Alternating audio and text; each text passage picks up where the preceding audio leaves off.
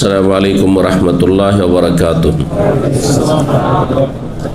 সম্মানিত ভাতৃমণ্ডলী, আল্লাহ রাব্বুল আলামিনের প্রশংসা এবং প্রিয় নবী সাল্লাল্লাহু আলাইহি ওয়াসাল্লামের উপর সালাত ও সালামের পর আজ পহিলা শাবান 1446 হিজরি মোতাবেক 31 জানুয়ারি 2025।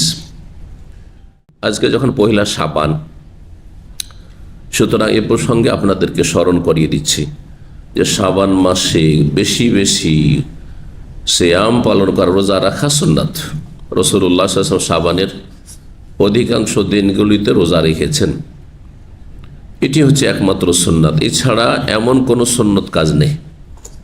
এ ভিন্ন যতগুলি কাজ হয় সবগুলি বিদআত।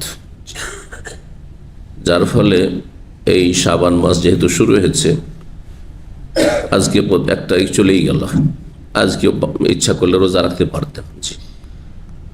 তো যার পক্ষে যতটা সম্ভব হবে রাসূলুল্লাহ সাল্লাল্লাহু আলাইহি ওয়াসাল্লাম এই সুন্নতকে জীবিত করার জন্য রোজা রাখবেন।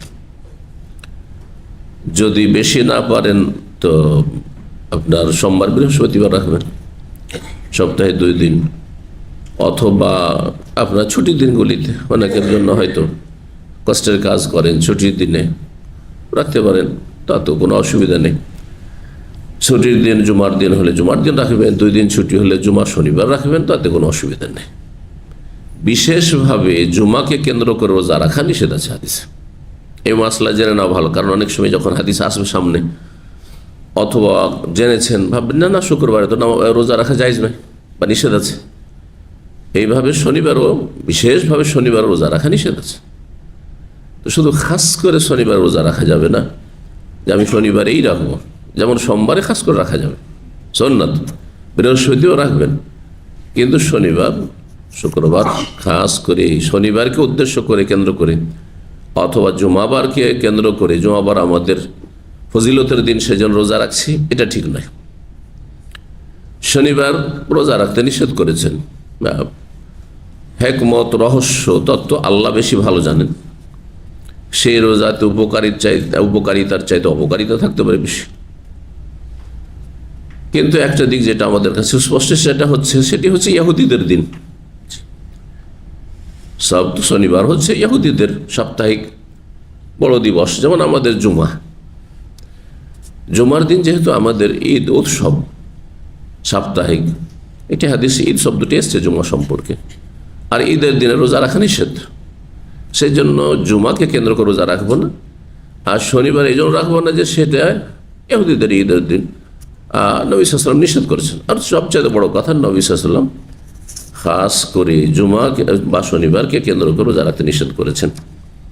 কিন্তু আপনি রোজা রাখছেন শাবানকে কেন্দ্র করে, বুঝছেন না? জুমাকে কেন্দ্র করে নয়, শাবানকে কেন্দ্র করে, যে শাবান মাসে রোজা সেই জন্য রাখছি, আর আমার এই দিন ছুটি সেই জন্য রাখছি। অতএব জুমার দিন রোজা রাখলে অসুবিধা নেই। খাস করে 15 শাবান রোজা রাখা দিনে, এই হাদিস ভিত্তিহীন, সহি নয়। যার ফলে এটিকে আমাদের দেশের মানুষরা শবে বরাতে রোজা বলে। এটি সুন্নত নয়, বরং এটি বিদআত। শুধু 15 তারিখে রোজা রাখবেন আপনি, এটি বিদআত। আগে রাখেন তাহলে ঠিক আছে, 13, 14, 15 আইয়ামে রাখছেন, অসুবিধা নেই।